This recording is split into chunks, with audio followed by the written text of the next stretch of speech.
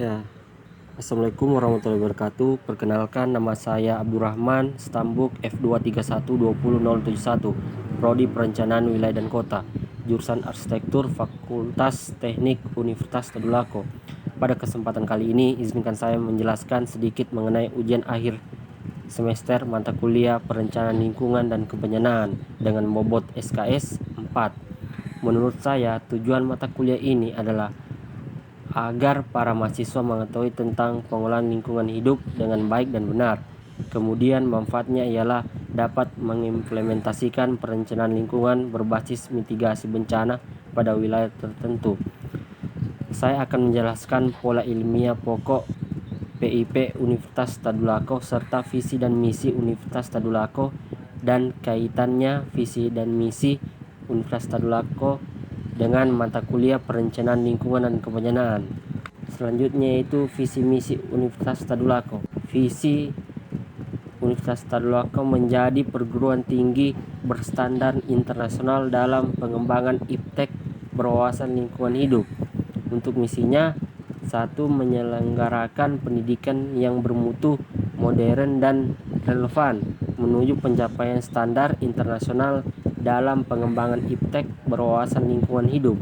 2. Menyelenggarakan penelitian yang bermutu untuk pengembangan iptek berwawasan lingkungan hidup.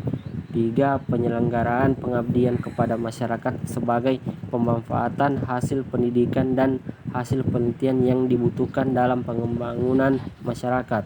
4. Menyelenggarakan akan renovasi birokrasi dan kerjasama regional, nasional, dan internasional. Menurut saya, visi misi Universitas Tadulako ada kaitannya dengan perencanaan lingkungan dan kebenyanaan karena pada visi misi UNTAD memuat terkait pengembangan ilmu pengetahuan dan teknologi berwawasan lingkungan hidup, sedangkan perencanaan lingkungan dan kebenyanaan juga membahas tentang lingkungan hidup. Kedua adalah pengertian lingkungan hidup dan kebenyanaan. Lingkungan hidup adalah kesatuan ruang dengan semua benda, daya, keadaan, dan makhluk hidup, termasuk manusia dan perilakunya, yang mempengaruhi alam itu sendiri, kelangsungan kehidupan dan kesejahteraan manusia serta makhluk hidup lainnya. Bencana adalah peristiwa atau rangkaian peristiwa yang mengancam dan mengganggu kehidupan serta penghidupan masyarakat yang disebabkan baik oleh faktor alam atau faktor non-alam maupun faktor manusia sehingga mengakibatkan timbulnya korban jiwa manusia, kerusakan lingkungan, kerugian harta benda, dan dampaknya psikologis. Selanjutnya, contoh kerusakan dan pencemaran lingkungan hidup yang dapat memicu bencana letusan gunung berapi, banjir, abrasi, tanah longsor, angin puting beliung, gempa bumi, dan tsunami merupakan beberapa contoh bencana alam. Bencana-bencana tersebut menjadi penyebab rusaknya lingkungan hidup akibat peristiwa alam. Meskipun jika ditelah lebih lanjut, bencana seperti banjir, abrasi, kebakaran hutan, dan tanah longsor bisa saja terjadi karena adanya campur tangan manusia juga. Penyebab kerusakan manusia ini justru lebih besar dibanding kerusakan akibat bencana alam. Ini mengingat kerusakan yang dilakukan bisa menjadi secara terus-menerus dan cenderung meningkat. Kerusakan ini umumnya disebabkan oleh fasilitas manusia yang tidak ramah lingkungan seperti perusakan hutan dan alih fungsi hutan, pertambangan, pencemaran udara, air, dan tanah. Untuk contoh bencana yang dapat memicu kerusakan dan pencemaran lingkungan hidup adalah kebakaran hutan, pencemaran sungai, letusan gunung berapi, gempa bumi, tanah longsor, dan banjir.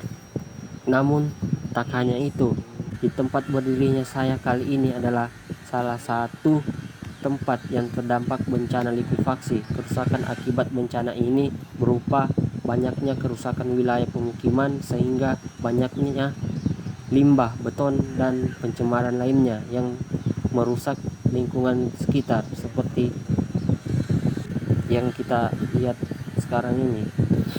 Bagaimana cara mengolah limbah beton yang banyak tersebar di Kota Palu pada bencana tsunami 2018 lalu? Limbah beton yang dibiarkan tanpa ada penanganan akan menimbulkan permasalahan tersendiri bagi lingkungan.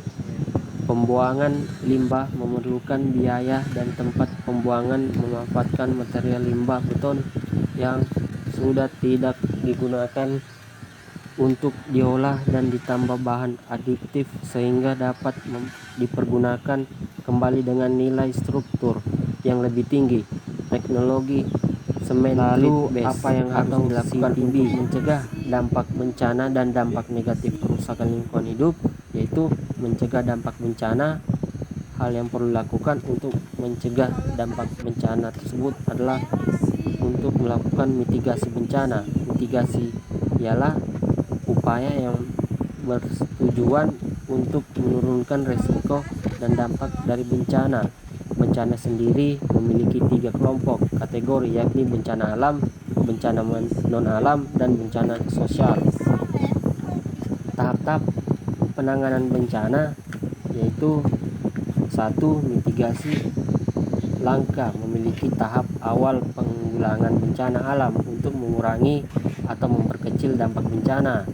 Yang kedua, langkah dari mitigasi adalah perencanaan. Perencanaan dibuat berdasarkan bencana yang pernah terjadi dan bencana lain mungkin akan terjadi.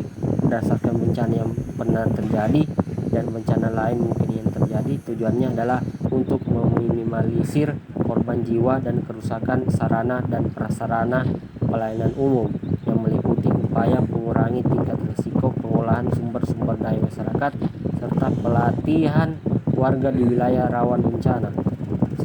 Selanjutnya, hal yang tak kalah penting dari upaya mitigasi adalah pemulihan. Langkah ini merupakan langkah yang perlu diambil setelah bencana terjadi guna mengembalikan kondisi masyarakat seperti semula.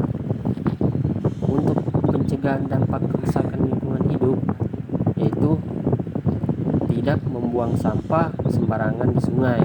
Dengan membuang sampah di tempat sampah akan menciptakan lingkungan yang bersih dan rapi dipandang.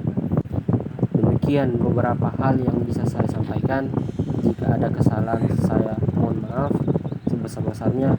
Semoga apa yang saya sampaikan berguna untuk diri saya seperti dan banyak orang. Terima kasih. Wassalamualaikum warahmatullahi wabarakatuh. Sekian dan